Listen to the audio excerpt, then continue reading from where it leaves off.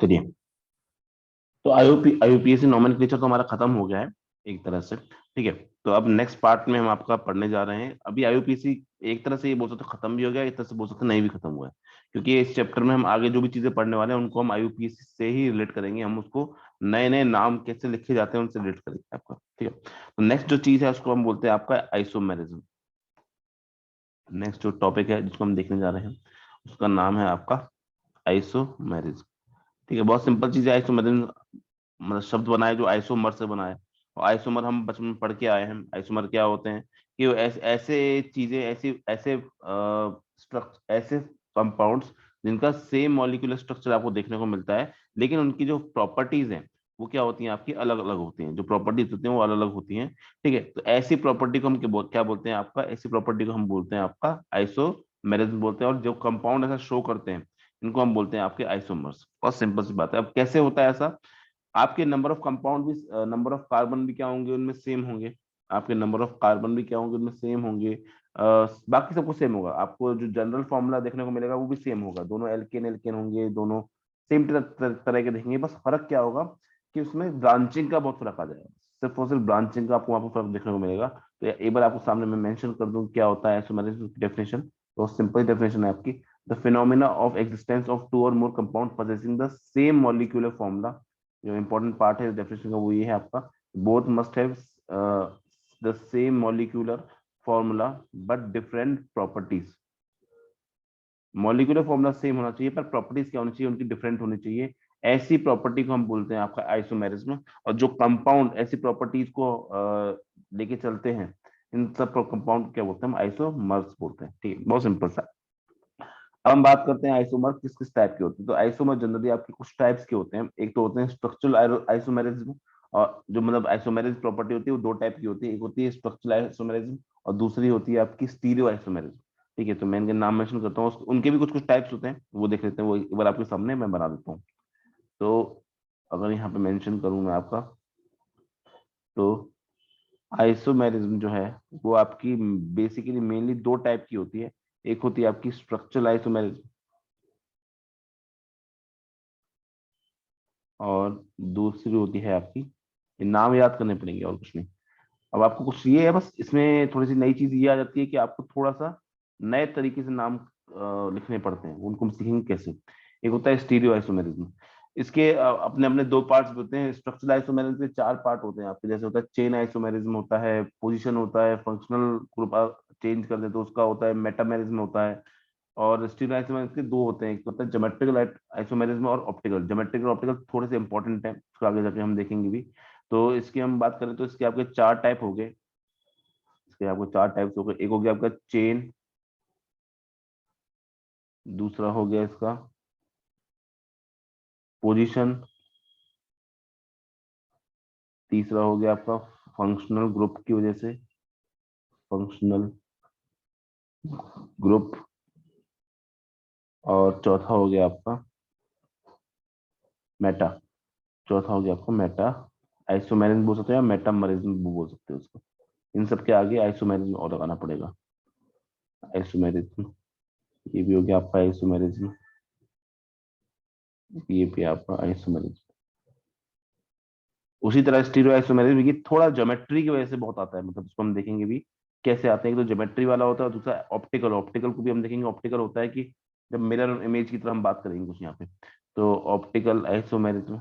Mirror image से मतलब ये नहीं है कि हम यहाँ पे फिजिक्स पढ़ने वाले हैं, बस हल्का सा मिरर इमेज के बारे में बात करेंगे यहाँ पे। और यहाँ पे ऑप्टिकल आइसोमेरिज्म, और दूसरा हो गया आपका ज्योमेट्रिकल आइसोमेरिज्म। तो बेटा जब भी इस तरह के फ्लो चार्ट आते हैं ना, ये फ्लो चार्ट बहुत इंपॉर्टेंट हो जाते हैं। जब भी आपके सामने इस तरह के फ्लो चार्ट देखने को मिले तो ये फ्लो चार्ट ऑटोमेटिकली बहुत ज्यादा इंपॉर्टेंट हो जाते हैं। लेकिन फ्लो चार्ट में आपके सीधा सीधा आपको टाइप्स ऑफ आइसोमेरिज्म दिखाया गया। अब ऑब्वियसली अगर आपको ये नाम याद होंगे, ऑब्वियसली अगर आपको ये नाम याद होंगे तभी आप क्या कर पाओगे, तभी आप इनको आगे मतलब याद कर पाओगे, या फिर ये पता कर पाओगे कि मुझे किस किस चीज को पढ़ना है। तो ये इस तरह के जो फ्लो चार्ट होते हैं ऑटोमेटिकली बहुत ज्यादा इंपॉर्टेंट आपके लिए हो जाते हैं, बिकॉज इससे आपको पता चलता है कि कितने टाइप के आइसोमेरिज्म है। और आपको कल को डिफाइन करने को आया चेन आइसोमेरिज्म, तो आपको पता होना चाहिए चेन आइसोमेरिज्म एक तरह का स्ट्रक्चरल आइसोमेरिज्म होता है, जो बॉडी जो कि आपके कंपाउंड में से स्ट्रक्चर में के चेंज में, स्ट्रक्चर में कुछ कुछ बदलाव करने से जो आपका स्ट्रक्चर हमने बनाया, चेन बनाते हैं, साइकिल बनाते हैं, कुछ भी बनाया है, उसमें हल्का सा बदलाव करने पे आपका वहां पे आइसोमरेज जो शो होती है वो आपकी इस तरह की आइसोमरेज होती है। अब वो क्या है, इन सबको मैं अलग अलग पढ़ते हैं। सबसे पहले अपन देखते हैं आपका स्ट्रक्चरल आइसोमरिज्म। सबसे पहले अपन देखते हैं आपका स्ट्रक्चरल आइसोमरिज्म। तो नाम से ही समझ में आ रहा है कि आपके स्ट्रक्चर में कुछ बदलाव कर देंगे। मतलब जो आपका चेन है उसमें आप क्या करोगे, एक कार्बन को इधर उधर कहीं आप उसको हटा के लिख दोगे। तो उस तरह के आइसोमरेज को हम क्या बोलते हैं, आपका उस तरह के आइसोमरेज को हम आपका स्ट्रक्चरल आइसोमरेज बोलते हैं। ठीक है, देखिए।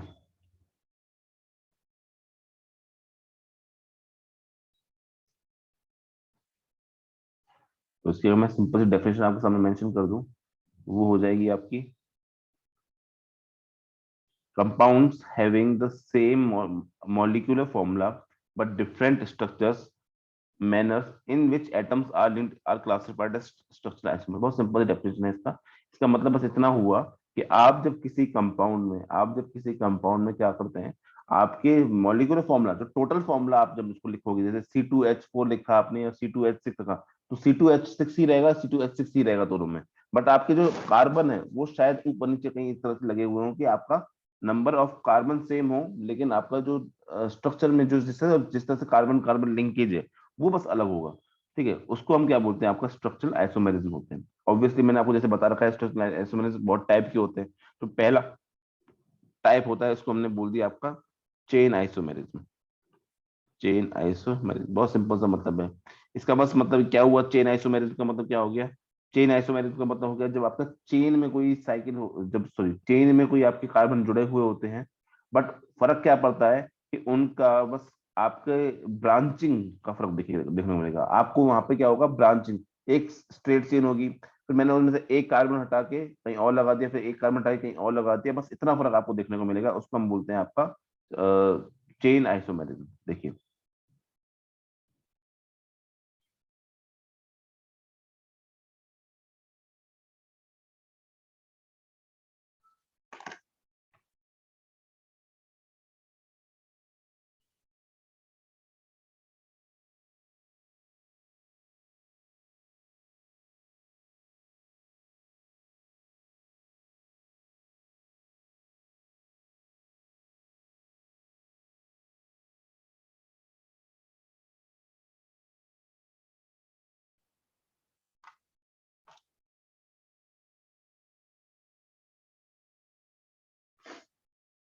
तो इसकी डेफिनेशन लिख दें आप,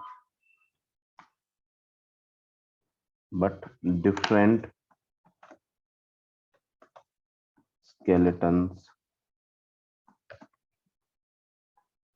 but different skeletons। ठीक है, हो गया।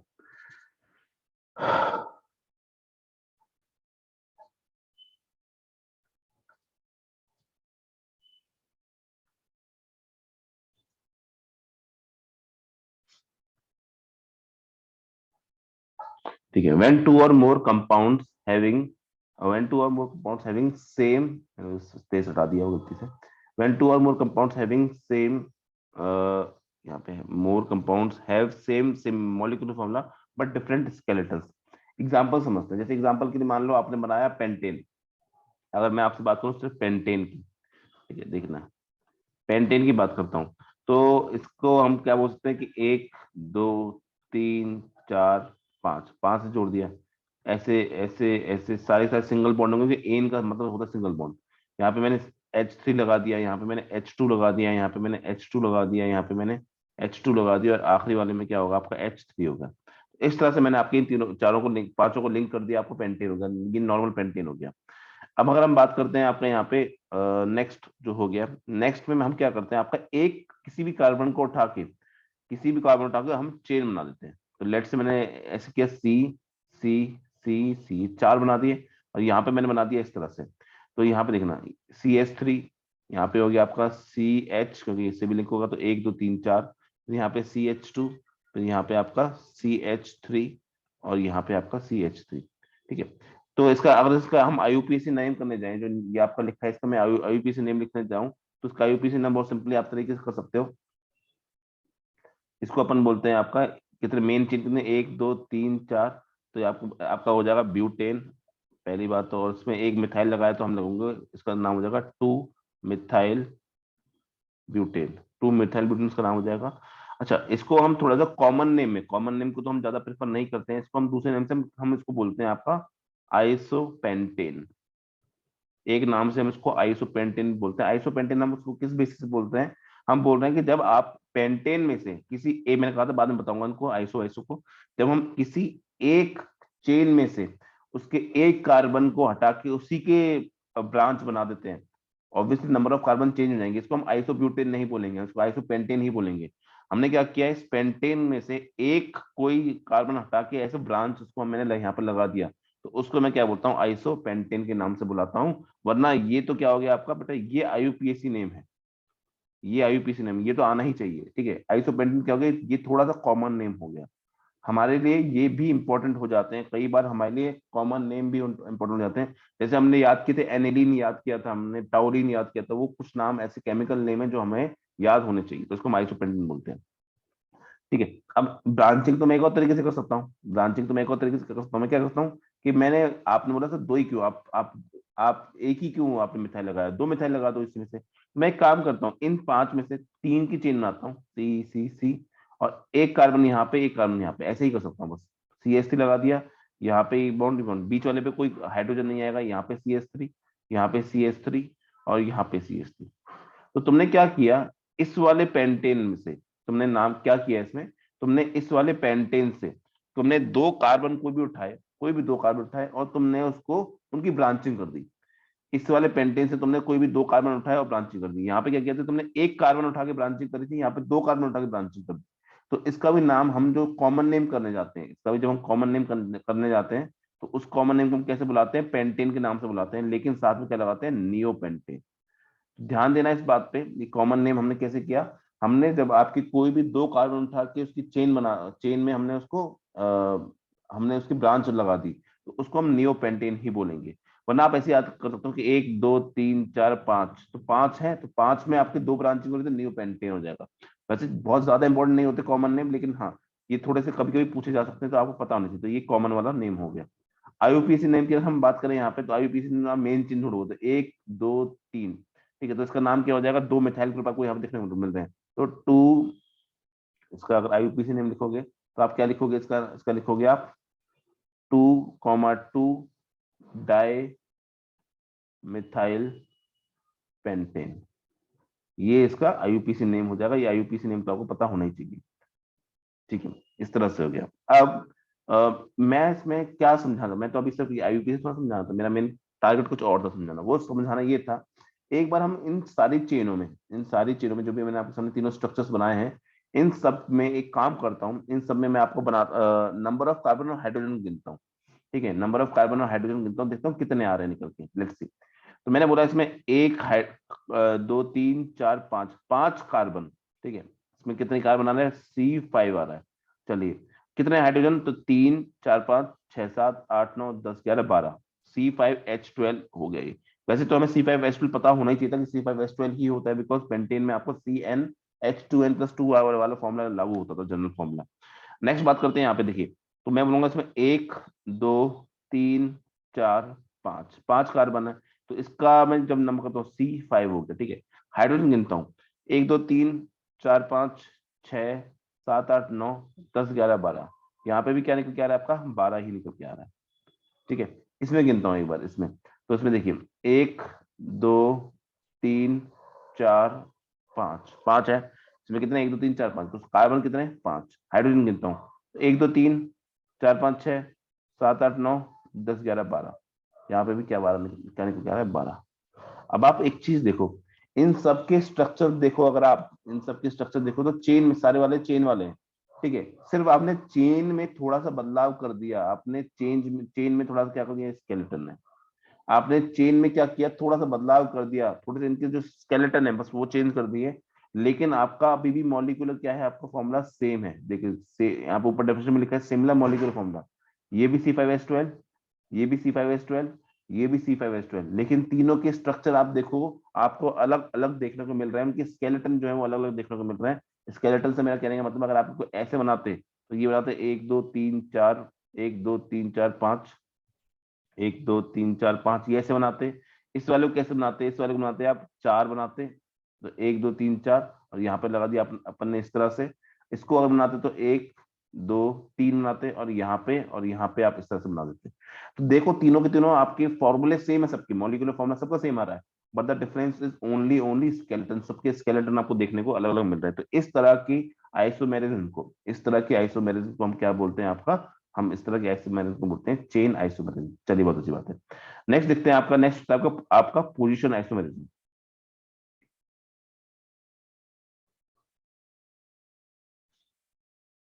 देखिए नेक्स्ट को हम यहाँ मेंशन करें, सेकंड हो गया आपका पोजीशन आइसोमेरिज्म। नाम से ही पता चल जाता है कई बार। तो इसमें क्या होगा, इसमें स्केलेटन में तो बदलाव तो खैर ऑटोमेटिकली हो ही जाएगा, ज्यादा बदलाव नहीं होता स्केलेटन में, लेकिन इसमें आपकी पोजीशन ऑफ जो फंक्शनल ग्रुप है वो चेंज आपको देखने को मिलेगी। तो उसके सामने आपको मेंशन करता हूँ एक बार डेफिनेशन।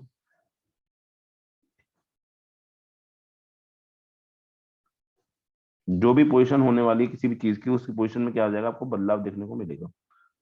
चलिए देखिए, when two or more compounds differ in the position of subsequent atom or functional group on the compound on the carbon state। बहुत सिंपल डेफिनेशन है, बस आपको यहाँ पे ये समझ में आना चाहिए कि यहाँ पे फर्क क्या आया।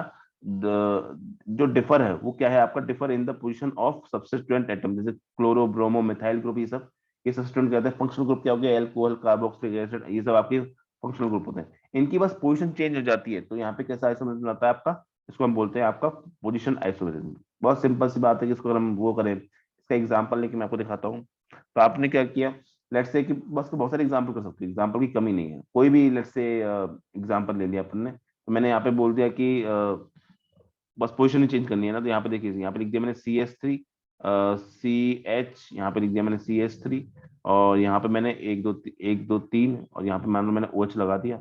ठीक है, या आप ये भी कर सकते हो कि CH3 CH2 CH2 और इसके साथ मैंने क्या लगा दिया, OH लगा दिया ऐसे, 1 2 3 4, ठीक है, ये लगा दिया।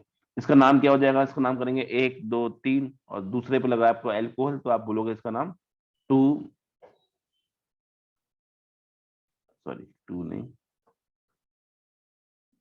हाँ, इसका नाम क्या बोलोगे आप, इसका नाम बोलोगे प्रोपेन, क्योंकि आपका जो फंक्शनल ग्रुप है वो उसका वो नाम सफिक्स में आता है, प्रोपेन 2 ओल। इसका नाम क्या बोलोगे, इसका नाम बोलोगे आप प्रोपेन 1 ऑल। लेकिन मैंने आपको ये भी बताया था कि जब आपका प्रोपेन फर्स्ट पोजीशन पे, जब आपका फर्स्ट पोजीशन पे आता है, तो आप ये जरूरी नहीं कि आप ये भी लिखो, तो आप इसको सिंपली प्रोपेनॉल भी लिख सकते हो। आप इसको सिंपली प्रोपेनॉल भी लिख सकते हो। प्रोपेनॉल लिखते ही आप समझ जाओगे कि आपका जो अल्कोहल है वो कौन से पोजीशन पे है, वो आपका फर्स्ट पोजीशन पे। जब आपकी कोई चीज फर्स्ट पोजीशन पे लिखी होती है तो आप उसको ऐसे लिख सकते हो, लेकिन हम अभी बेटर तरीके से हम प्रोपेन 1 ऑल 2 ऑल मान लेते हैं। चलिए, तो यहाँ पे मैंने अगर नाम दिया इसका कि मैंने दो नाम कर दिए, अब एक बार देखता हूँ इसमें कार्बन कितने हैं। तो 1 2 3, 3 कार्बन, 3 कार्बन, कितने आपके इसमें हाइड्रोजन है। तो हाइड्रोजन को देखना चाहूँ उसमें अगर, तो आपको देखिए 3 4 5 6 7 और यहाँ पे 8। तो यहाँ पे हाइड्रोजन कितने हो गए, 8। कितने ऑक्सीजन है, एक ही ऑक्सीजन है, तो ये हो गया। इसके में जब गिनना चाहूँ तो कार्बन कितने हैं, तो कार्बन है आपके 1 2 3 कार्बन, मैंने लिख दिया C3H। अब H गिनता हूँ, 1 2 3 4 5 6 7 8, 8 हो गए। ऑक्सीजन कितना है, एक ही है।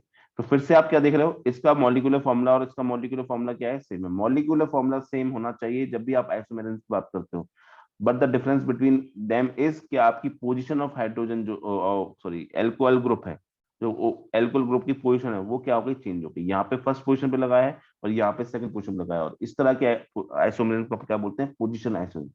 बहुत सिंपल चीज है, बस आपको पोजीशन चेंज कर दिया आपने उसकी, तो उससे फर्क कुछ नहीं पड़ा, बस छोटा सा मोटा फर्क पड़ जाता है प्रॉपर्टी में, छोटा मोटा फर्क पड़ जाता है। नेक्स्ट देखते हैं, नेक्स्ट का नाम है बेटा आपका फंक्शनल ग्रुप आइसोमेरिज्म। जो आपका नेक्स्ट है, ये भी वही वाली बात हो गई जैसे मैंने अभी बताया। इसमें भी आपकी सिर्फ पोजीशन ही चेंज होगी, इसमें भी आपकी क्या होगी बेटा, उससे पोजीशन ग्रुप पोजीशन ही चेंज होने वाली है। देखिए,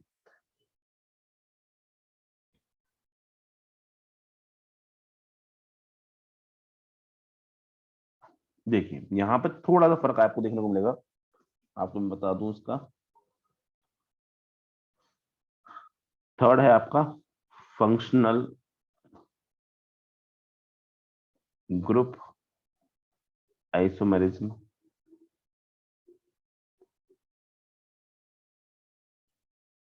ठीक। इसकी बहुत सिंपल डेफिनेशन है, हाँ इसकी डेफिनेशन थोड़ी सी अच्छी है, ध्यान देना, मतलब बच्चा थोड़ा सा कंफ्यूज होता है यहाँ पे डेफिनेशन से। इसमें क्या होगा ना बेटा, नाम से पता चल रहा है, नाम से पता चल रहा है कि यहाँ पे क्या होगा, आपका फंक्शनल ग्रुप चेंज हो जाएगा। यहाँ पे क्या होगा, फंक्शनल ग्रुप चेंज होगा। याद ये रखने वाली बात है, आपका किसी भी आइसोमेरिज्म में पहली बात ये बहुत इंपॉर्टेंट होती है कि उनके मॉलिक्यूलर फॉर्मूला में कोई चेंज नहीं आएगा।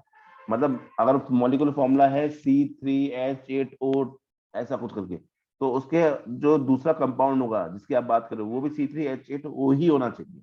हाँ, अब वो O कैसे लगा हुआ है, कहाँ लगा हुआ है, या किस तरीके से लगा हुआ है, वो अलग हो सकता है, उसमें कोई गड़बड़ नहीं। तो यहाँ पर क्या है, two or more compounds having the same molecular formula but different functional group. मतलब आपके फंक्शनल ग्रुप डिफरेंट हो जाए, जैसे मैंने एक में लगा दिया कीटोन और एक में लगा दिया मैंने कार्बोक्सिलिक एसिड, या मैंने एक में लगा दिया कीटोन और दूसरे में लगा दिया एल्डिहाइड। ठीक है, तो इस तरह की चीजों को खासकर ये ना, ये आपका जो मैक्सिमम आपको देखने को मिलेगा, ये वाला जो फंक्शन ग्रुप वाला है ना, इसका जो मैक्सिमम, आप ये याद रखने वाली बात है, इसका जो हम मैक्सिमम टाइम एग्जांपल लेंगे, मैक्सिमम टाइम इसका जो एग्जांपल लेंगे वो लेके चलेंगे कीटोन एंड एल्डिहाइड, ये याद रखना। ये आपका मैक्सिमम टाइम कीटोन और एल्डिहाइड जो होते हैं, ये आपके maximum time functional group isomerism में शो करते हैं। इसका रीजन मैं बताता हूँ। जो सीओ ग्रुप होता है, वो जो कीटोन कीटोन ग्रुप होता है वो होता है सीओ। ठीक है, यहाँ पे आप कुछ भी लगा सकते हो, यहाँ पे आप कुछ भी लगा सकते हो। लेकिन जो एल्डिहाइड ग्रुप होता है वो क्या होता है, वो उसका खास नाम होता है CHO के नाम से बुलाते हैं। अब CHO को मैं देखूं ढंग से इसका स्ट्रक्चर, तो ये ऐसा होता है C डबल बॉन्ड OH, मतलब ये बॉन्ड किससे होता है, H। बस इतना फर्क होता है। तो इसलिए कीटोन और एल्डिहाइड में बहुत ज्यादा आपको समानता मिलती है। जब भी आप कीटोन किसी ग्रुप में लगाओगे, एल्डिहाइड किसी ग्रुप में लगाओगे, तो इन दोनों के बीच बहुत समानता आपको देखने को मिलेगी। तो जब भी आपको फंक्शनल ग्रुप आइसोमेरिज्म का एग्जांपल करना है, तो एग्जांपल अगर देना हो तो यार इसमें आपको कीटोन और एल्डिहाइड का ही एग्जांपल देना होगा। दे तो आप किसी और को भी सकते हो, ऐसा नहीं जिनका ही देना है, लेकिन हाँ, ये मैक्सिमम एग्जाम्पल आपका शो करते हैं। जैसे मैं आपके सामने नाम दिखाता हूँ। मैंने किया कि मैंने एक जगह कीटोन ग्रुप लगाया, तो मैंने लगा दिया यहाँ पे, एग्जाम्पल लेते हैं अपन। यहाँ पे लगाया मैंने आपका CH3 लगा दिया, यहाँ पे C डबल बॉन्ड O लगा दिया, और यहाँ पे लगा दिया CH3। साफ सी बात है, ये कीटोन ग्रुप आपको दिखा रहा है, ये कीटोन ग्रुप है। इसका नाम क्या हो जाएगा, तो 1 2 3 तो प्रोपेन है, तो प्रोपेन, इसका नाम हो जाएगा आपका प्रोपेन। आप इसको नाम से क्या बोल सकते हो, 2 ओन बोल सकते हो, प्रोपेन 2 ओन इसका नाम हो जाएगा। ठीक है, इसका नाम ही हो गया। वरना दूसरे नाम से इसको हम प्रोपेनॉन भी बोल सकते हैं, क्योंकि हमें पता है कि प्रोपेनॉन भी अगर आप लिखोगे तो आपका ऑब्वियसली आपका सेकंड सेकंड कार्बन पे ही आ सकता है। आपका जो कीटोन ग्रुप है वो कभी भी फर्स्ट पे तो आ ही नहीं सकता। फर्स्ट पे क्यों नहीं आ सकता बेटा, फर्स्ट पे आने का कारण ये है कि यहाँ पे मिथाइल ग्रुप होता है और यहाँ पे मिथाइल ग्रुप मतलब मिथाइल नहीं, मतलब सॉरी, यहाँ पे होगा एल्काइल ग्रुप। एल्काइल ग्रुप मतलब या तो CH3 C2H5 इस टाइप के, और यहाँ पे भी यही होगा। तो 100% कभी आपका कीटोन ग्रुप कभी फर्स्ट कार्बन पे आ ही नहीं सकता। फर्स्ट कार्बन पे आ नहीं सकता। तो अगर आपका बीचों बीच पड़ रहा है, बीचों बीच में आप डायरेक्ट उसको इस तरह से भी लिख सकते हो, लेकिन अगर आप सेफ रहना चाहते हो तो आप सेफ रहने के लिए ये इस तरह से मेजर कर सकते हो। इसी का मैं एल्डिहाइड जब आपके सामने बनाना चाहता हूँ तो ध्यान देना। मैं एल्डिहाइड जो होता है बेटा, एल्डिहाइड हमेशा, मतलब हमेशा तो नहीं कहूंगा, लेकिन मैक्सिमम टाइम आपका एल्डिहाइड जो होता है वो आपका एंड पे ही लगता है, क्योंकि एक ही कार्बन का बॉन्ड आपके पास खाली बचा हुआ है। तो इसको मैं अगर प्रोपेन का लगाता हूँ तो CH3 CH2, फिर यहाँ पे मैं लगाता हूँ C डबल बॉन्ड OH, इस तरह से। या फिर मैं इसको थोड़ा ढंग से देखता हूँ तो जो आपको बुक में दिखेगा वो ऐसे मिलेगा CH, इस टाइप से। दोनों सेम ही है, कोई ज्यादा खास फर्क है नहीं। ठीक है, तो अगर मैं इसकी बात करूं इसका नाम क्या हो जाएगा, तो 1 2 3 कार्बन, तो इसका नाम हो जाएगा आपका, बहुत ही अच्छे तरीके से नाम लिखना चाहो तो इसका नाम लिखोगे आप प्रोपेन, प्रोपेन 1 आल, प्रोपेनॉल। या फिर आप इसको आप जानते हो कि प्रोपेन के एक ही एंड पे लगने वाला है, तो प्रोपेनॉल इसका नाम हो जाएगा, ये नाम हो जाएगा। ठीक है, नाम इंपॉर्टेंट है आपके लिए। नाम आपको हर कंपाउंड का नाम, जितने भी कंपाउंड हम आज की बात पढ़ रहे हैं, आज से हम जितने भी कंपाउंड बन रहे हैं, भले ही हम IUPAC नहीं पढ़ रहे हो, लेकिन नाम करना बहुत जरूरी है, क्योंकि आपको ऐसे ऐसे कंपाउंड देखने को मिलेंगे जो शायद हमने वहां पे एग्जाम्पल, क्योंकि हमने एक लिमिटेड नंबर ऑफ एग्जाम्पल्स किए बेटा, हमने एक लिमिटेड नंबर ऑफ एग्जाम्पल्स ही पढ़े हैं, तो हमारे लिए इंपॉर्टेंट हो जाता है कि हम बाकी एग्जाम्पल्स भी अच्छे से पढ़ लें। ठीक है, बाकी एग्जाम्पल, जितने भी एग्जाम्पल आपके आएंगे, जैसे भी कंपाउंड आएगा, हम उनके सबके नाम करेंगे। जहां जरूरत है कॉमन नेम की, हम वहाँ कॉमन नेम भी समझेंगे, और जहां जरूरत है आपके केमिकल नेम की या फिर IUPAC नेम की, उसको हम IUPAC नेम से भी पक्का लिखेंगे, क्योंकि नाम ऑब्वियसली आपके एग्जाम के पॉइंट ऑफ व्यू से बहुत ज्यादा इंपॉर्टेंट है। चलिए, अच्छी बात है। नेक्स्ट अगर देखें अपन अच्छा, मैं आइसोमेरिज्म को यहाँ पे शो करा चला था कि यहाँ पे आइसोमेरिज्म कैसे है। तो देखिए, अगर आप थोड़ा ध्यान दें, यहाँ पे मैं कार्बन के नंबर गिनता हूं अगर, तो पहले वाले में अगर आप कार्बन नंबर गिनते हो तो ये कितना है, एक है, ये कितना है, दो है, ये कितना है आपका, तीन है, ये कितना है, एक है, दो है, तीन है। ठीक है, और इसमें कितने हैं, यहाँ पे एक है, यहाँ पे दो है, यहाँ पे तीन है। तो अगर मैं नाम की बात करूं, अगर मैं नाम की बात करूं, एक सेकेंड,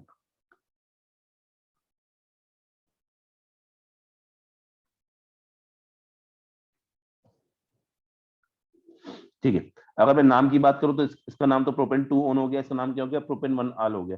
ठीक है, अब इसका कार्बन देखता हूँ कितने हैं, तीन, तो तीन कार्बन यहाँ पे। हाइड्रोजन कितने हैं, तो हाइड्रोजन गिनता हूँ तो एक, दो, तीन, चार, पाँच, छह, छह हाइड्रोजन। और आपके ऑक्सीजन कितना है, एक ऑक्सीजन। तो इसका नाम क्या, इसका मॉलिक्यूलर फॉर्मूला क्या हो गया, मॉलिक्यूलर फॉर्मूला हो गया C3H O, C3H6O। अब इसके मॉलिक्यूलर फॉर्मूला पढ़ता हूँ यहाँ पे, देखना, तो यहाँ पे कितने कार्बन, एक, दो, तीन, तीन कार्बन C3, कितने हाइड्रोजन, एक, दो, सॉरी, एक, दो, तीन, चार, पाँच, छह, H6, और कितने ऑक्सीजन, एक ऑक्सीजन। तो आप इस तरह से इसका एग्जाम्पल बता सकते हो, ये क्या हो जाएगा, C3H6O, C3H6O। तो देखोगे तो ये और ये क्या है, आपके सेम है, सेम मॉलिक्यूलर फॉर्मूला, लेकिन अलग अलग फंक्शनल ग्रुप, यहाँ पे कीटोन ग्रुप और यहाँ पे एल्डिहाइड ग्रुप, लेकिन फिर भी क्या है, सेम मॉलिक्यूलर फॉर्मूला है। तो ऐसे कंपाउंड को हम क्या बोलते हैं, आपका ये आपके आइसोमर्स हैं। और खास आइसोमर्स क्या है, इसके आइसोमर्स में क्या खास बात देखने को मिल रही है आपको, यहाँ पे ये एक आपको स्पेशल आइसोमरिज्म है जो आपका नाम है फंक्शनल ग्रुप आइसोमरिज्म। आपका फंक्शनल ग्रुप चेंज हो गया इस वजह से। नेक्स्ट आपका जो है, जो स्ट्रक्चरल आइसोमरिज्म का पार्ट है वो बहुत सिंपल सा है। नेक्स्ट तो आपका है मेटामरिज्म। देखिए,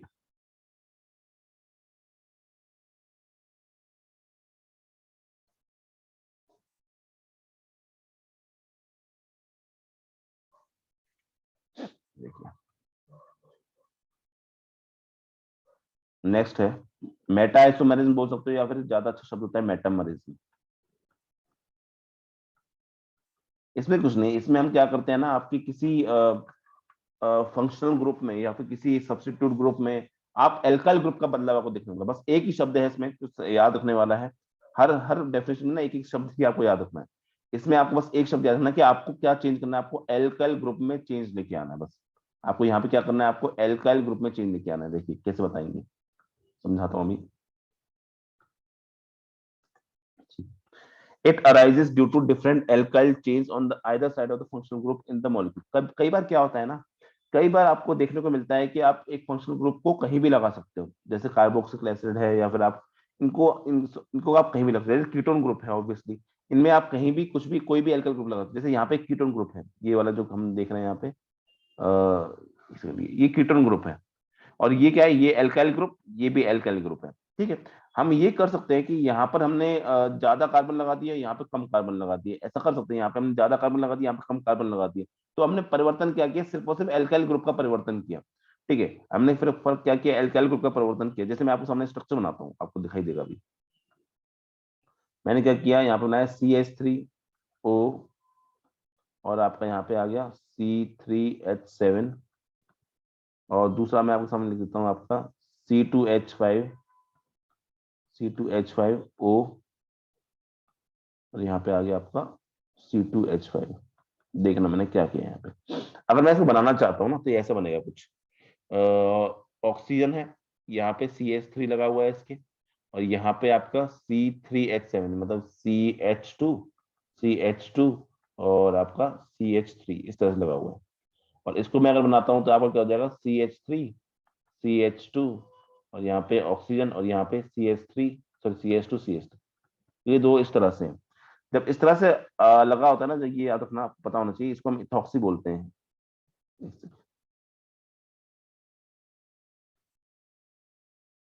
ठीक है, मैं जब आपका ऑक्सीजन ऐसे बीचों बीच लगा हुआ होता है ना, इस तरह से, ठीक है, तो इसको हम क्या बोलते हैं, आपका इसको हम एल्काइल एल्काइल के साथ जोड़ के बोलते हैं, एल्काइल ग्रुप प्लस ऑक्सी लगा देते हैं। ठीक है, देखना मैं कैसे नाम कर रहा हूँ इसका। जब हम नाम करते हैं तो मैं बोलता हूँ इसमें, देखिए ये आपका क्या है, C2H है, तो ये बड़ी चेन है ना, एक, दो, तीन, ये बड़ी चेन है।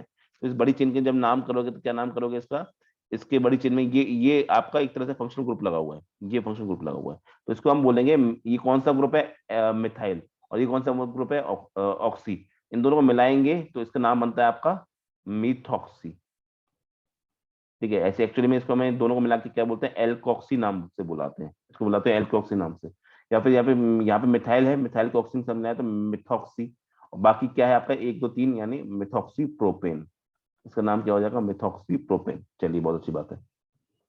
नेक्स्ट हम क्या करते हैं आपका, नेक्स्ट हम अगर बोलते हैं आपका इसमें देखिए, तो ये आपका यहाँ पे भी गिन लो चाहे यहाँ पे गिन लो, यहाँ पे भी सिमेट्रिक है, तो इसको अपन ऐसे फंक्शनल ग्रुप लेके चल सकते हैं, ठीक है। इसको लेते हैं, तो ये क्या हो गया, ये कितना है आपका, ये इथेन है, इथाइल सॉरी, ये इथाइल है। इथाइल को मैंने ऑक्सी के साथ मिला दिया, तो इसको हम क्या बुलाएंगे आपका, इथॉक्सी। इथॉक्सी बाकी क्या है 1 2, इथॉक्सी इथेन टाइप का नाम हो जाएगा, इसका नाम क्या हो जाएगा आपका, इथॉक्सी इथेन नाम हो जाएगा। फिर से मैं वही बात बोल रहा हूँ, हम बहुत सारी नई नई कंपाउंड्स पढ़ेंगे और नए नए कंपाउंड्स के आपको आईयूपीएसी सिखाते चलेंगे साथ साथ में। तो अगर कोई चीज हमसे पीछे छूट गई है, क्योंकि एक साथ सब कुछ पढ़ना पॉसिबल नहीं, अगर कोई कोई फंक्शनल ग्रुप या कोई चेन या कोई स्पेशल एग्जाम्पल हमसे पीछे छूट गए जो हमने आईयूपीएसी में पढ़े थे, तो हम उसको आगे पढ़ते जाएंगे। अब ये हमने आईयूपीएसी नेम कर दिए। अब मैं यहाँ पे आपके कार्बन नंबर गिनना चाहता हूँ, देखना। तो यहाँ पे कार्बन कितने हैं आपके, यहाँ पे हो गया 1 2 3 4, तो C4। यहाँ पे कितने हाइड्रोजन है, तो हाइड्रोजन लिखता हूँ यहाँ पे 1 2 3 4 5 6 7 8 9 10, तो 10 हाइड्रोजन। कितने ऑक्सीजन, एक ही ऑक्सीजन देखने को मिल रहा है। यहाँ पे जब मैं इसका मॉलिक्यूलर फॉर्मूला लिखता हूँ, तो यहाँ पे कितने कार्बन, तो यहाँ पे 1 2 3 4, 4 कार्बन। और यहाँ पे हाइड्रोजन कितने हैं, 1 2 3 4 5 6 7 8 9 10, यहाँ पे कितने हाइड्रोजन हो गए, 10 हाइड्रोजन हो गए। कितने ऑक्सीजन, एक ही ऑक्सीजन दिख रहा है ये। तो आप क्या देख रहोगे, ये मॉलिक्यूलर फॉर्मूला और मॉलिक्यूलर फॉर्मूला क्या है, सेम है। मॉलिक्यूलर फॉर्मूला सेम होना चाहिए जब भी हम आइसोलेशन करते हैं, बस फर्क किस चीज का आ गया, एक बार आपके ऑक्सीजन के इस तरफ क्या लगा हुआ है, एक ही CH3 लगा हुआ है, एल्काइल ग्रुप एक ही लगा हुआ, एल्काइल ग्रुप क्या है आपका, मिथाइल ग्रुप लगा हुआ है। एक बार क्या है आपका मिथाइल ग्रुप लगा हुआ है, और एक बार यहाँ पे क्या लगा हुआ है, इथाइल ग्रुप लगा हुआ है। बस आपने फिर बस नंबर ऑफ कार्बन एटम्स को क्या रखा है, सेम रखा। बस एक बार आपने एक तरफ मिथाइल लगा दिया और एक तरफ क्या लगा दिया आपने, इथाइल लगा दिया। यहाँ पे आप देखो, सॉरी यहाँ पे प्रोपेन वाला ग्रुप है, यहाँ पे इथाइल इथेन वाला ग्रुप, मीथेन वाला ग्रुप है। यहाँ पे क्या इथेन वाला ग्रुप, यहाँ पे इथेन वाला ग्रुप। तो जब आप ये देखते हो कि सिर्फ और सिर्फ नंबर ऑफ कार्बन के ब्रांचेस को आप चेंज कर देते हो किसी फंक्शनल ग्रुप के अबाउट, तो वहां पर आपका जो आइसोमेरिज्म देखने को मिलती है वो आपका होता है मेटामेरिज्म। मुझे समझ में आ रहा है सब कुछ, या ऊपर से हाँ उड़ रहा है, जी सर। ठीक है। देखो ये सब डेफिनेशन है और आपके लिए डेफिनेशन ऑब्वियसली इंपॉर्टेंट हो जाएगी। ये सब डेफिनेशन है और डेफिनेशन आपके लिए इंपॉर्टेंट होंगी, तो कृपया करके इन सब चीजों को अच्छे से समझ लें। अब चलिए देखिए आगे बात करते हैं। नेक्स्ट जो हो जाएगा बेटा, हम अपने आपके जो चारों टाइप्स थे स्ट्रक्चरल आइसोमेरिज्म के वो पढ़ लिए। नेक्स्ट जो हमको पढ़ना है वो आपका stereo isomerism. This is also a type of isomerism, लेकिन इसके बारे में बहुत डिटेल में ना, अभी तो हम क्या कर रहे हैं, बस डेफिनेशन वाइज इसको समझ रहे हैं। इन आइसोमेरिज्म को हम आगे पढ़ेंगे जाके। ऐसा नहीं कि आइसोमेरिज्म बस इतना ही है कि बस हमने ये 4 एग्जांपल पढ़ लिए और आइसोमेरिज्म नहीं। आइसोमेरिज्म के बारे में आप डिटेल में, बहुत ज्यादा डिटेल में ना आप आगे जाके पढ़ेंगे, खासकर ये स्टीरियो आइसोमेरिज्म। तो अगर मैं आपकी बात करूं कि स्टीरियो आइसोमेरिज्म क्या होता है, the compounds that have the same constitution and sequence of covalent bonds. चलिए मैं आपको डेफिनेशन देता हूँ उसकी।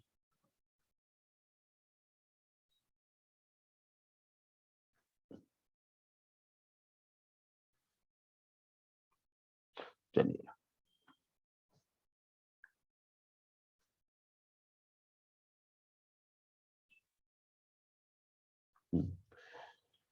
तो देखिए क्या होता है आपका stereoisomerism, the compounds that have the same constitution.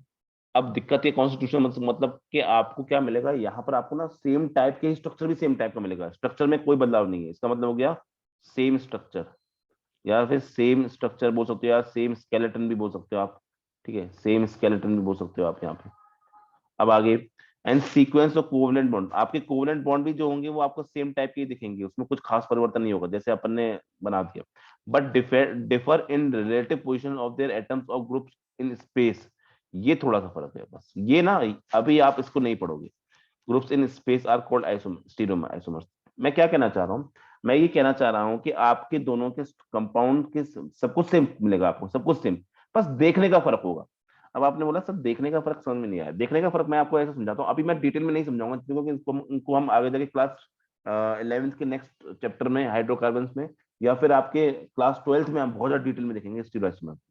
इसका मतलब क्या हो गया, मान लीजिए आपकी एक कार्बन चेन मैंने ऐसे बनाई, ऐसे टाइप से बनाई, ठीक है, और मैंने एक ऐसे बना दिया।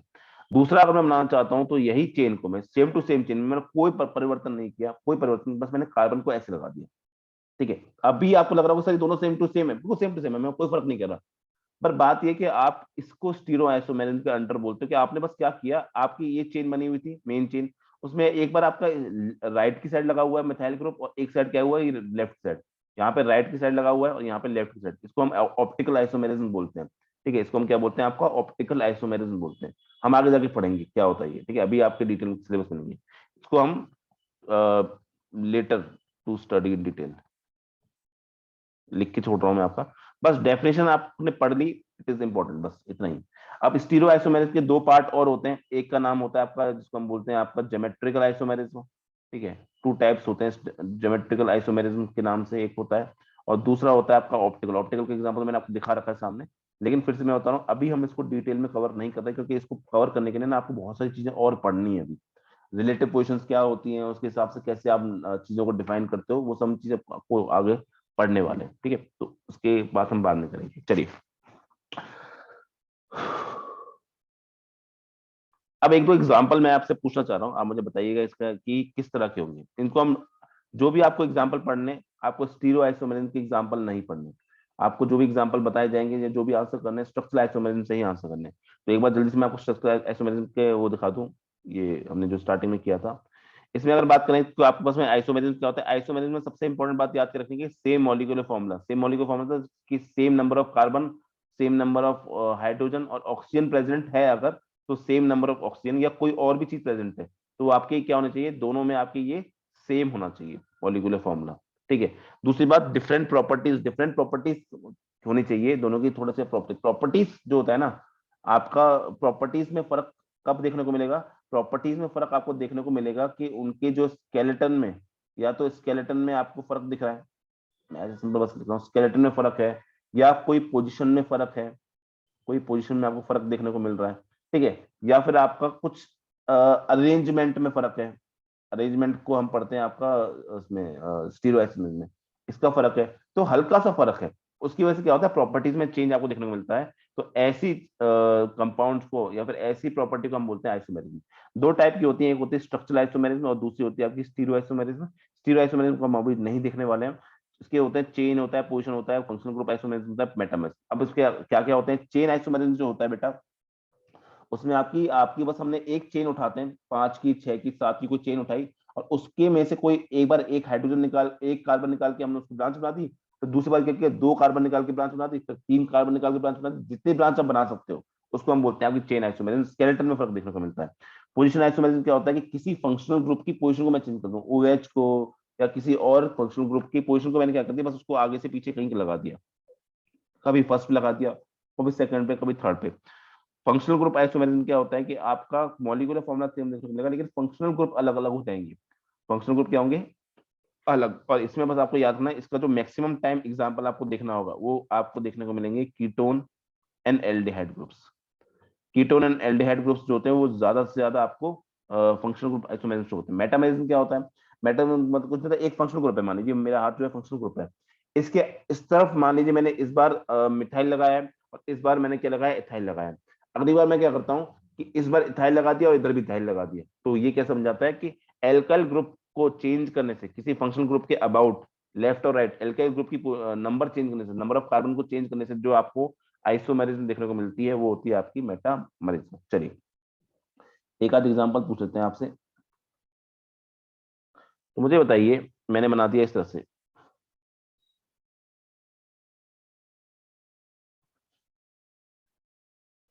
और एक बना दिया मैंने इस तरह से, कार्बन के नंबर सेम है, 1 2 3 4 5, यहाँ पे 1 2 3 4 5, और मैंने आपका लगा दिया OH यहाँ पर। तो बताइए मिशा जी कि ये कौन सा एग्जाम्पल होगा आपका। तो ये जो चार आपके ऑप्शन है इनमें से आपका नाम हो जाएगा। इसमें क्या देखने को मिल रहा है, एक फंक्शनल ग्रुप है और इसकी मैंने क्या किया, सिर्फ पोजीशन चेंज कर दी, पहले ये 1 पे लगा हुआ है और दूसरा फिर इसके बाद ये थर्ड पे लगा हुआ है, तो इसकी पोजीशन चेंज हो गई और कुछ चेंज नहीं हुआ है। तो इसका आंसर क्या हो जाएगा, पोजिशन आइसोमेरिज्म। चलिए अब आप मुझे ये बताइए कि इनके आईयूपीएसी नेम क्या होंगे। चलिए देखिए, अगर हम यहाँ बात करें आपके आईयूपीएसी के नाम से, नाम करते हैं अपन पहले वाले का, तो इसमें हम यहाँ पे one first carbon, second carbon, third carbon, fourth carbon और यहाँ फिफ्थ कार्बन, हमेशा हम जब भी कोई कंपाउंड आगे जगह पढ़ेंगे तो हम आईयूपीएसी के साथ में पढ़ते रहेंगे। तो इसमें हम खोलेंगे फर्स्ट कार्बन पे लगा हुआ है आपका ये, और जब भी अकेला फंक्शनल ग्रुप लगा हुआ होता है, अकेला फंक्शनल ग्रुप लगा होता है तो उसको ऐसे सफिक्स ही इस्तेमाल करते हैं। मैंने यहाँ पे लिखा हुआ है कि हम OH ग्रुप को हम आपका जब प्रीफिक्स की तरह इस्तेमाल करते हैं तो हम हाइड्रोक्सी और आगे नाम कंपाउंड का, लेकिन जब ऐसे सफिक्स इस्तेमाल करते हैं तो आपका हम OL लगाते हैं आखिर में, ऑल। ठीक है। अब क्योंकि यहाँ पे अकेला फंक्शनल ग्रुप है वो, हाँ अगर अगर एक से ज्यादा अलग अलग फंक्शनल ग्रुप होते, OH होता, COH होता, कीटोन होता, कोई और भी होता, तब हमको आपका प्रेफरेंस चेक करनी होती है कि किसको हम पहले रखेंगे किसको हम बाद में। जिसको हम पहले प्रेफरेंस देते हैं उसका सफिक्स लगता है, और बाकी फंक्शनल ग्रुप को हम एज अ प्रीफिक्स इस्तेमाल करते हैं। यहाँ पे सिंपल OH अकेला ही पड़ा है तो हमें इसको सफिक्स की तरह ही इस्तेमाल करना पड़ेगा, तो इसका नाम क्या हो जाएगा, हाँ इसका नाम हो जाएगा आपका फर्स्ट पोजिशन पे, तो इसका नाम हो जाएगा, कितने कार्बन की चेन है, 1 2 3 4, तो 4 हो गए, 1 2 3 4 5, तो यहाँ पे हो जाएगा आपका नाम पेंटेन, पेंटेन, और यहाँ पे कितने फर्स्ट पोजीशन पे लगा तो पेंटेन वन ऑल, वरना जब आपकी चीज फर्स्ट पे ही लगी होती है तो हम उसके लिए वन का शब्द का इस्तेमाल भी हटा सकते हैं, तो पेंटेनॉल भी बोल सकते हैं उसको। जब यहाँ पे आप देखेंगे तो यहाँ पे क्या बोलेंगे, आपके कार्बन से, चाहे आप लेफ्ट से गिनो चाहे राइट से गिनो, क्योंकि ये बीचों बीच पड़ रहा है आपका, आप लेफ्ट से भी गिनोगे तब भी आपका ये थर्ड पोजीशन पे है वो, और राइट से भी जब देखोगे तो ये आपका थर्ड पोजीशन पे ही है। तो यहाँ पे हम जब इसका नाम करेंगे तो इसका नाम हो जाएगा, मेन कार्बन चेन है 5 की तो पेंटेन, और यहाँ पे कौन सा पोजीशन है, थर्ड पोजीशन, और यहाँ पे हो जाएगा OH। कुछ बच्चे ये गलती कर जाते हैं, कुछ बच्चे, वो ध्यान देने वाली बात है कि यहाँ पे वो बच्चे जब पेंटेन 3 और लिखते हैं तो बच्चों को डाउट होता है कि पेंटेन 3 ऑल ऐसे लिखना है मेरे को, कि आपका पेंटेन 3 ऑल ऐसे लिखना है, भाई बहुत कंफ्यूज होते हैं। तो ये गलत हो जाएगा, ये सही हो जाएगा। अच्छा, कब ऐसा होता है सर, कब ऐसा होता है कि हम आपका ऐसे भी लिख सकते हैं क्या कभी, हाँ लिख सकते हो, लेकिन तभी जब आपके OL आपके एक से ज्यादा प्रेजेंट हो वहां पर, समझना इस बात को। अगर कभी किसी जैसे मैं एग्जांपल आपको समझा देता हूँ, ये आपको बता रखा है सब कुछ, बस एक बार जाके आपको वापस देखना पड़ेगा। इस तरह के आपके पेंटेन है, और मैंने बोला कि यहाँ पे मान लीजिए कि यहाँ पे एक OH है और यहाँ पे भी एक OH है, या फिर कहीं और भी OH लगा तो कोई फर्क नहीं पड़ेगा। तो जब मैं इसका नाम करने जाऊंगा तो इसके नाम में क्या लिखूंगा, पेंटेन लिखूंगा, क्योंकि 1 2 3 4 5 पेंटेन लिखूंगा। ठीक है, ये तो हमेशा होता है, लेकिन यहाँ पे जब मैं हाइड्रो उसको OL लगाऊंगा, मैं बोलूंगा कि थर्ड पोजिशन में 3 3 डाई ओल, ये लिखूंगा मैं उस टाइम पे। बस ध्यान क्या रखना है, इस बार आपको यहाँ पे ई भी लगाना पड़ेगा। जब आपके एक ही फंक्शनल ग्रुप एक से ज्यादा बार प्रेजेंट होता है तब तो आप उसका पूरा नाम लिखते हो, लेकिन अगर आपका सिर्फ एक ही OH लगा होता तब आपका ये ई यहाँ पे ना आता। ठीक है, तो ये IUPAC हमने बहुत डिटेल में इन सारी चीजों को कवर किया है। ठीक है, तो ये हो गया। तो इसी के साथ आपका जो आइसोमर्स वाला पार्ट है, आइसोमेरिज्म वाला पार्ट है, वो आपका आज खत्म हो गया है। ठीक है, इंपॉर्टेंट है, आपसे कई बार एग्जांपल में किस टाइप का आइसोमर है वो पूछा जा सकता है। अच्छी बात यह है कि इस पॉइंट ऑफ टाइम पे आपके सिलेबस में सिर्फ और सिर्फ स्ट्रक्चरल आइसोमरिज्म है, उसके 4 टाइप्स होते हैं आपके, उन 4 टाइप्स को आपको ढंग से डेफिनेशन याद रखनी है, उनके ढंग से आपको एग्जांपल्स याद रखने हैं, और आपसे कोई भी क्वेश्चन पूछा जाएगा तो इन्हीं चारों में से पूछा जाएगा, तो ज्यादा ध्यान नहीं देना। IUPAC को हमेशा साथ लेके चलना है, क्योंकि IUPAC अब आपकी जिंदगी से जुड़ गया है, कहीं भी आपसे IUPAC पूछा जा सकता है, इसलिए कृपया करके IUPAC पे खास ध्यान दें। नहीं अगर समझ में आ रहा है तो वापस से वीडियो देखें, पुरानी जो वीडियोस अपलोड हो चुकी हैं, और अगर उनमें कोई डाउट है कि भाई मुझे ये चीज समझ नहीं आई तो मुझसे एक बार वापस कंसल्ट करने में आपको वापस से वो चीज समझा दूंगा, लेकिन वो पढ़ना बहुत जरूरी है। केमिस्ट्री का ये एक तरीके से बहुत आसान चैप्टर भी बोल सकते हो, लेकिन ये बहुत अच्छे चैप्टर में से एक है, क्योंकि ऑर्गेनिक केमिस्ट्री का ये पहला चैप्टर है आपका। ठीक है, और ऑब्वियसली जब भी आप पहला चैप्टर कोई पढ़ोगे वो बहुत ज्यादा इंपॉर्टेंट होगा आपके लिए सेम टाइम पे। जैसे हाँ अगर हम बात करें तो इनऑर्गेनिक केमिस्ट्री का या फिजिकल केमिस्ट्री का जो आपका पहला चैप्टर था मॉलिक्यूलर स्ट्रक्चर वाला, chemical bonding and molecular structure, वो चैप्टर बहुत ज्यादा इंपॉर्टेंट है आपके लिए, क्योंकि उसमें आपने MOT पढ़ी है, VBT पढ़ी है, उसमें आपने लुईस स्ट्रक्चर बनाए। वो अब ना लुईस स्ट्रक्चर, MOT, VBT, इसका यूज आप हर चैप्टर में करोगे, इसका यूज आप हर चैप्टर में करोगे, तो वो आपको पता होना ही चाहिए, वो आपको पता होना ही चाहिए। जैसे इनऑर्गेनिक का पहला चैप्टर है एक तरह से वो पीरियोडिक क्लासिफिकेशन, तो पीरियोडिक क्लासिफिकेशन में आपको पता है कि हर एलिमेंट कौन सी पोजीशन में पाए जाते हैं, तो चैप्टर इतना ज्यादा इंपॉर्टेंट है। लेकिन ये नहीं है कि अगर आपने एक बार पढ़ लिया तो टीचर आपको बार बार उन चीजों के बारे में नहीं पढ़ाता रहेगा। अब आपको बार बार क्लोरीन के बारे में, या बार बार आपको इलेक्ट्रॉनिक कॉन्फ़िगरेशन के बारे में, या फिर बार बार कौन सी चीज कहाँ पड़ती है, हेलोजन क्या होता है, नोबल गैसेस क्या होती हैं, एल्काइल अर्थ मेटल्स क्या होते हैं, एल्कली मेटल्स क्या होते हैं, ये बार बार नहीं बताएगा टीचर, क्योंकि वो एक्सपेक्ट करेगा कि आप ये चैप्टर 11th क्लास के सेकंड चैप्टर या थर्ड चैप्टर में पढ़ के आए हो, और ये आपकी जिम्मेदारी बनती है कि वो आपको आना चाहिए। उनका यूज आप क्लास 11th के अगले चैप्टर्स में और या फिर आप क्लास 12th में बहुत डिटेल में पढ़ोगे। लेकिन ऑब्वियस सी बात है कि बार बार टीचर नहीं पढ़ाएगा, तो इसलिए जो भी चीज पुरानी होती जा रही है उसको छोड़े ना, उसको पढ़ते रहे। पहला चैप्टर हर पार्ट का, क्या ऑर्गेनिक का, इनऑर्गेनिक का, क्या फिजिकल का, इनका पहला चैप्टर होता आसान है, लेकिन वो सबसे इंपॉर्टेंट भी होता है, क्योंकि वहां बेसिक्स आपको समझाए जाते हैं। ठीक है, चलिए, तो आज की क्लास में हम यही पढ़ इतना ही पढ़ रहे हैं, क्योंकि नेक्स्ट आपको आपको जो बॉन्ड के बारे में पढ़ना है यहाँ पे। अब जो नेक्स्ट पार्ट है थोड़ा सा ट्रिकी पार्ट है, थोड़ा सा बच्चों को हल्का सा कम समझ में आता है। ये आईयूपीएससी आईएसओ बच्चों को समझ में बड़े आराम से आ जाते हैं, चाहे वो क्वेश्चन कर पाए चाहे ना कर पाए, समझ में बड़े आराम से आते हैं। ठीक है, सिंपल डेफिनेशन होती है, सिंपल एप्लीकेशन होते हैं, सिंपल एग्जाम्पल्स होते हैं, दिखता है सब कुछ, कहाँ ऐसा कुछ हो रहा है कि ये यहाँ पे चला गया, ये यहाँ पे चला गया, ऐसा दिख रहा है। अब हम पढ़ेंगे आपका रिएक्शंस के बारे में, रिएजेंट्स के बारे में, एसिड्स के बारे में, कि आपकी कैसी रिएक्शंस होती हैं। अच्छा, अभी हमने क्या पढ़ा आइसोमर्स में, हमने ये पढ़ा कि आपके स्ट्रक्चरल आइसोमर्स क्या होते हैं, जिनकी प्रॉपर्टीज अलग अलग अलग होती है। और क्यों होती है प्रॉपर्टीज अलग? क्योंकि आपने या तो उसका फंक्शनल ग्रुप चेंज कर दिया, या फिर पोजीशन चेंज कर दी। OH एक बार यहाँ पे था, या फिर कभी OH आपका यहाँ पे लगा था, तो आपने पोजीशन चेंज कर दी। अब पोजीशन चेंज करने से होता क्या है कि जब आप रिएक्शन करोगे किसी दूसरी चीज के साथ में, तो वो कहाँ पे अटैक करेगी, वो या तो यहाँ अटैक करेगी, या फिर जो दूसरा आप जिससे रिएक्शन करवा रहे हो वो यहाँ पे अटैक करेगा। तो कहाँ पे अटैक करता है उसके बारे में हम डिटेल में, न्यूक्लियोफिलिक और न्यूक्लियोफाइल ऐसी चीजों के बारे में आपकी डिटेल में स्टडी करेंगे। बहुत इंपॉर्टेंट टॉपिक है वो, उसको हम नेक्स्ट क्लास में ही शुरू करेंगे, क्योंकि बड़ा टॉपिक है। ठीक है, तो आज की क्लास में हम इतना ही पढ़ रहे हैं, मिलते हैं आपसे नेक्स्ट क्लास में। Thank you very much.